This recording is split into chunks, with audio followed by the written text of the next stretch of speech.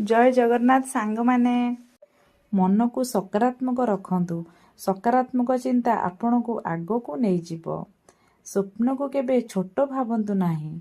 बड़ स्वप्न देखिबा को डरंतु नाही। स्वप्न जेते बड़ परिश्रम सेते शक्तिशाली। आजिर काम को काली पाई रखंतु नाही। आलसता सफलतार सबुठारु बड़ शत्रु। आजिर परिश्रम आसंता कालीर फल यह ही सफलता। लोके कौन कहउछंती सेथिरे ध्यान दियंतु नाही। सफल हेबाकु चाहिए आलोचना को अवहेला करिबा सिखंतु। विफलता को डरंतु नाही। जो माने हारी छंती से माने आजि भी सफल। निजर मूल्य बढ़ांतु। कौशल चरित्र पछरे दौड़ंतु। केबे हार मानंतु नाही।